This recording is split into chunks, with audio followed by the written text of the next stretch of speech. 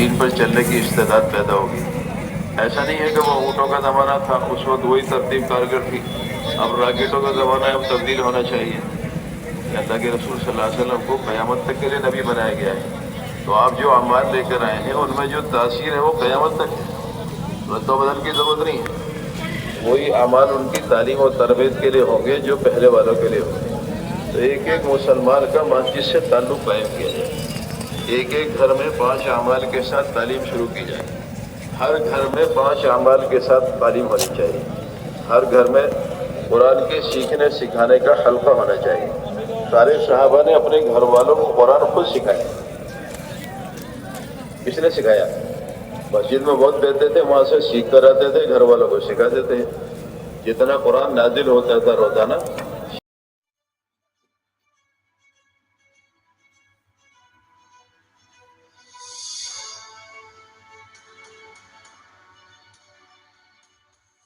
ایک ایک فرد سے ہماری ملاقات ہو، اور کوشش کریں مسجد میں لا کر بات کریں۔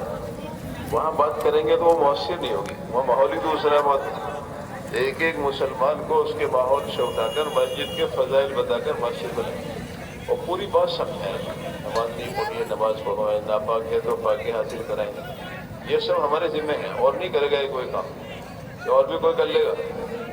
تو ناپاک پھر رہا ہو مسلمان، کوئی محکمہ ایسا ہے جو ان کو پاکی حاصل کرائے گا؟ ارے بتاؤ سی، تو ہمیں ہی کرانا ہے۔ حضرت عمر رضی اللہ تعالیٰ ننگی تلوار لے کر بہن کے آگے مار پیٹ ہوئی، لمبا چوڑا واقعہ ہے، تفصیلی سے ہم سنتے ہیں، بیان کرتے ہیں۔ تو بہن نے غسل کرایا، جی آپ نے فرمایا سے مجھے دکھاؤ کیا ہے۔ اس پر آیت قرآن لکھی ہوئی تھی، ورقہ باہر رہ گیا تھا۔ مار پیٹ کے بعد حضرت عمر نے کہا اسے مجھے دکھاؤ کیا ہے، میں پڑھوں گا۔ بہن نے کہا تو ناپاک ہے، یہ اللہ کا پاک کلام ہے، تو نہیں پڑھ سکتا ہے۔ تو کیا کرایا بہن نے؟ جی غسل بھی کرایا، وضو بھی کرایا۔ ایک عورت کی ذات نے ایسے آدمی کو یہ تلوار ہاتھ میں لیے پھر رہا ننگے، مار پیٹ بھی کی ہے، غسل بھی کرا دیا، وضو بھی کرا دیا۔ تو بہن نے ظاہر کو پاک کر دیا، باطن کو اللہ نے پاک کر دیا۔ مجھے بھی محمد صلی اللہ علیہ وسلم کی خدمت کرنی چاہیے۔ اسی عورت کی ذات نے اتنا بڑا کارنامہ انجام دے دیا۔ ہم کئی مرد ہوتے ہیں مسجد میں، ایک آدھ آئے اسے بھی واپسی کر دیتے ہیں دروازے سے، چلو چلو پاک ہو کے آ جانا۔ اب اس میں بیچارے میں اتنی صلاحیت ہوتی ہے تو ناپاک کرتا ہوں، اسے ضرورت اس کی ایک منت خوشامد کر کے پاکی حاصل کرا کے نماز پڑھوا کے سمجھا بجھا کے پھر بھیجنا چاہیے۔ بڑی مشکل سے وہ بنا اسے لے کر آئے مسجد میں، اور مسجد میں لا کر اسے پھر واپس چھوڑ دیا۔ جیسے سمندر میں سے مچھلی چھوڑی، پکڑی بڑی مشکل سے، اور پھر وہیں چھوڑ دی اسے، پھر پتہ نہیں کب ہاتھ آئے گی نہیں آئے گی ہاتھ میں۔ لہٰذا ایک ایک مسلمان پر پوری صلاحیت لگا دی کہ اس کی سمجھ میں بات آ جائے۔ یعنی حضرت مولانا یاسر رحمۃ اللہ علیہ، کانوں تک بات پہنچانے کا نام دعوت نہیں ہے، کانوں تک بات پہنچانے کا نام دعوت نہیں، بلکہ دل میں اتارنے کا نام دعوت ہے۔ تو ایک ایک مسلمان کی محنت سے، خوشامد سے، درآمد سے سمجھا بجھا کے اسے مسجد کے ماحول میں رہنا چاہیے۔ مسجد کے ماحول کا ایک اثر ہوتا ہے۔ قبیلہ ثقیف آیا، انہوں نے ایمان قبول کیا، لیکن شرائط لگائی، ہم نماز نہیں پڑھیں گے، ہم روزہ نہیں رکھیں گے، اللہ کے راستے کی محنت نہیں کریں گے۔ تو آپ نے ان کو مسجد میں ٹھہرایا، خیمے لگا کر سارے عمل کرنے لگے۔ وہ تھوڑا سا رمضان کا مہینہ شروع ہو گیا تو روزے بھی رکھنا شروع کر دیے۔ تو معلوم مسجد کا ماحول جو ہے یہ آدمی کو اندر سے دین پر چلنے کے لیے تیار کرتا ہے، آدمی میں استعداد و قوت پیدا ہوتی ہے دین پر چلنے کی۔ تو لہٰذا ایک ایک مسلمان کو اس کے ماحول سے نکال کر مسجد کے ماحول میں رہے۔ بات سمجھ میں آ رہی؟ عام طور پر وہیں بات کر کے چھوڑ دیتے ہیں، وہ ایسی فارملٹی ہی پوری کی۔ جماعت نے کارگزاری سنائی، ایک بازار میں ہم نے گشت کیا، ایک بڑے میاں بیٹھے ہوئے تھے بازار میں، ہم نے انہیں دعوت دی۔ وہ کہنے لگے آپ چلیے میں آ رہا ہوں، مسجد آ رہا ہوں۔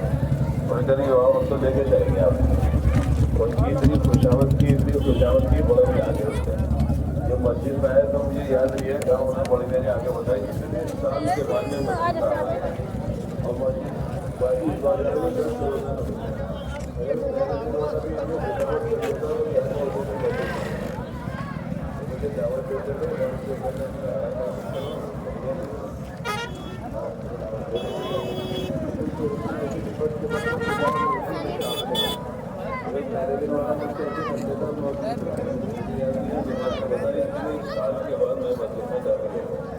ایسے لوگ ملیں گے ہمارے ماحول کے اندر جو اسے ہم منت خوشامد کریں گے تو لہٰذا ایک مسلمان کو مسجد سے ماحول میں لانے کا پڑتا ہے.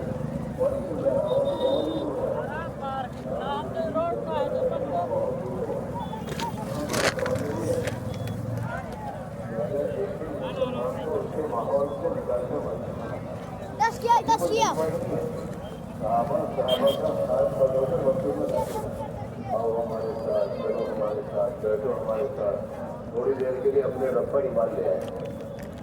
یہ تو صحابہ کرتے بڑے بڑے صحابہ کرتے عمر رضی اللہ عنہ جیسے آدمی ہے جی. تو اس لیے نظام الدین سے جو بات کہی جا رہی ہے وہ قرآن حدیث سیرت سے کہی جا رہی ہے. وہاں سے اگر مسجد کی آبادی کی محنت کہی جا رہی ہے تو وہ ان کی گھر کی بات نہیں ہے, وہ تو یاد دہانی کرا رہے ہیں. اللہ نے قرآن میں کہا ما کان للمشرکین ان یعمروا مساجد اللہ. مشرکین مسجدوں کو آباد نہیں کریں گے. مسجدوں کو آباد نہ کرنے والے کون ہیں؟ مشرکین ہیں. یہ تو قرآن کی بات ہے, اللہ کی بات ہے. پھر کون کریں گے؟ انما یعمر مساجد اللہ من آمن باللہ والیوم الآخر. جو اللہ پر قیامت کے دن پر ایمان رکھتے ہیں وہ مسجدوں کو آباد کرتے ہیں. تو یہ نظام الدین کی بات نہیں ہے, یہ تو قرآن کی بات ہے, اللہ کی بات ہے. تو لہذا یہاں سے جو کچھ کہا جا رہا ہے وہ سب قرآن حدیث سیرت سے کہا جا رہا ہے. اور یہ سب صحابہ کے زمانے میں ہوتا تھا. مسجدیں 24 گھنٹے عمل سے آباد رہتی. اللہ کے رسول کے زمانے میں بھی, خلفائے راشدین کے زمانے میں بھی مسجدیں 24 گھنٹے عمل سے آباد رہتی. اور آنے والے لوگ خود ہوتے تھے ابھی من پورتی کیا ہے دیکھنے کے لیے, تحقیق کے لیے کیا ہو رہا ہے معلوم کریں. تو ان کے ذہن میں لگا کر مسجد نبی میں چلایا جاتا تھا اور مسجدیں 24 گھنٹے عمل سے آباد تھی. تو اس ماحول میں ان کو 3 دن رہنا مشکل ہو جاتا تھا. کلمہ پڑھ کے مسلمان ہو جاتے تھے. اور ان میں بڑی قوت رکھی ہے. سردی کا موسم ہو اور سردی کا موسم جو اس کی تاثیر ہوتی ہے یہ جی فرمایا کرتے ہیں کہ سردی کا موسم نہ تو ڈرے گا کسی سے نہ ادب کرے گا کسی کو. ان کے وزیر اعظم ہے ان کو بھی متاثر کرے گا سردی کا موسم. کرے گا نہیں کرے گا کسی کو پتہ نہیں ہے. اس کے لوگ بول جاتے ہیں نکل جاتے ہیں سرکار کرنا ٹھیک نہیں. ان کے مفتی اعظم ہیں ان کا رب نہیں کرے گا یہ متاثر کرنا ہوگا. اس ماحول میں موسم کی وجہ سے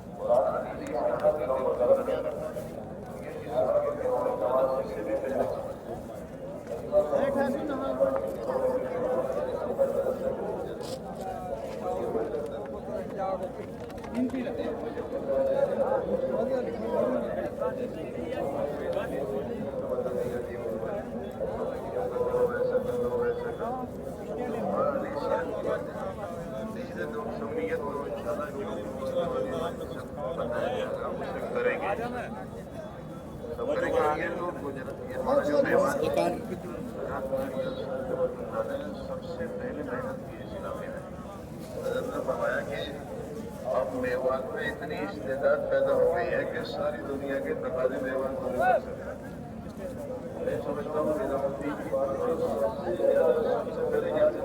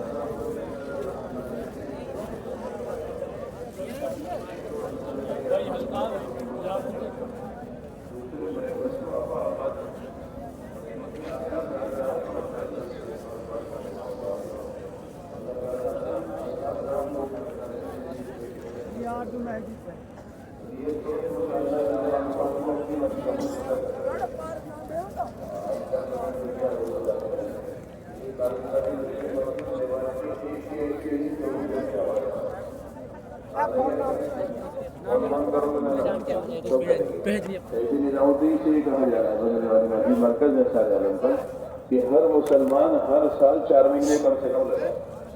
کتنے لگے؟ بول بھی نہیں رہے تو 4 مہینے ہر سال لگائے اور 2 مہینے نظامالدین میں بھی لگائے. کام سیکھنے والا جو ہمارا ہوتا ہے کام کرنے والا وہ وہاں سے مستغنی ہو کر کام صحیح نہیں کر سکتا، اس لیے وہاں کی ہدایت کے ہم محتاج ہیں. تو اس لیے 4 مہینے ہر سال اپنی جماعت بنا کر کمزور علاقوں میں جہاں لوگ ابتداءات کا شکار ہو رہے ہیں وہاں پھریں گے انشاءاللہ. کون کون پھریں گے؟ سب کریں گے. اپنی اپنی جماعت خود بنائے اپنی مسجد کی، ان کو لے کر چلے ہمیں ساتھ میں اپنے، اور 2 مہینے نظام الدین میں بھی لگائیں تاکہ ان کی منشا سمجھیں، وہ کام کو کس طرح کرنے کے لیے بتا دیں. لگائیں گے انشاءاللہ. اور بنجر بستیوں میں کام کریں، کھاتے پیتے علاقوں میں ہرے بھرے علاقوں میں کام کر جاتے ہیں، جا کے حالانکہ کہہ کے جاتے ہیں پرانے.